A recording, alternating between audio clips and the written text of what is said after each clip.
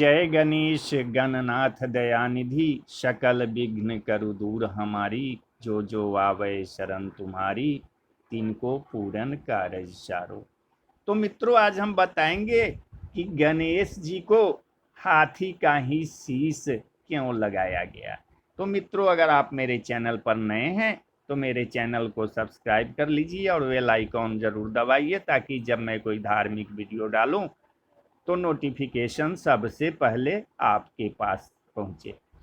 गज और असुर के संयोग से एक असुर जन्मा था, गजासुर। उसका मुख गज जैसा होने के कारण उसे गजासुर कहा जाने लगा। गजासुर शिव जी का बड़ा भक्त था और शिव जी के बिना अपनी कल्पना ही नहीं करता था। उसकी भक्ति से भगवान भोलेनाथ गजासुर पर प्रसन्न हो गए और वरदान मांगने को कहा। गजासुर ने कहा कि प्रभु, आपकी आराधना में कीट पक्षियों द्वारा होने वाले विघ्न से मुक्ति चाहिए, इसलिए मेरे शरीर से हमेशा तेज अग्नि निकलती रहे, जिससे कोई पास ना आए और मैं निर्विघ्न आपकी आराधना करता रहूं। महादेव ने गजासुर को उसका मनचाहा वरदान दे दिया। गजासुर फिर से शिव जी की साधना में लीन हो गया। हजारों साल की घोर तपस्या के बाद शिव जी फिर प्रकट हुए और कहा कि तुम्हारे तप से प्रसन्न होकर मैंने मनचाहा वर दिया था, मैं फिर से प्रसन्न हूँ, बोलो अब क्या मांगते हो। गजासुर कुछ इच्छा लेकर तो तप कर नहीं रहा था, उसे तो शिव आराधना के सिवा और कोई काम पसंद नहीं था। लेकिन प्रभु ने कहा कि वरदान मांगो, तो वह सोचने लगा। गजासुर ने कहा कि वैसे तो मैंने कुछ इच्छा रखकर तप नहीं किया, लेकिन आप कुछ देना चाहते हैं तो आप कैलाश छोड़कर मेरे उदर में यानी कि मेरे पेट में ही निवास करें। भोले भंडारी गजासुर के पेट में समा गए। माता पार्वती ने उन्हें खोजना शुरू किया, लेकिन वह कहीं मिले ही नहीं। उन्होंने विष्णु जी का स्मरण कर शिव जी का पता लगाने को कहा। श्री हरि ने कहा कि बहन, आप दुखी न हो, भोले भंडारी से कोई कुछ भी मांग ले, दे देते हैं।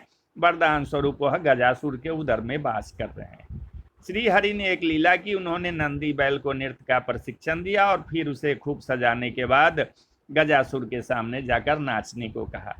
श्री हरि स्वयं एक ग्वाले के रूप में आए और बांसुरी बजाने लगे। बांसुरी की धुन पर नंदी ने ऐसा सुंदर नृत्य किया कि गजासुर बहुत प्रसन्न हो गया।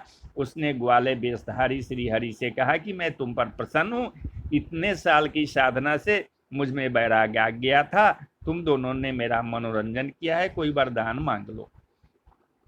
श्री हरि ने कहा कि आप तो परम शिव भक्त हैं, शिव जी की कृपा से ऐसी कोई चीज नहीं जो आप हमें न दे सके, किंतु मांगते हुए संकोच होता है कि कहीं आप मना न कर दें।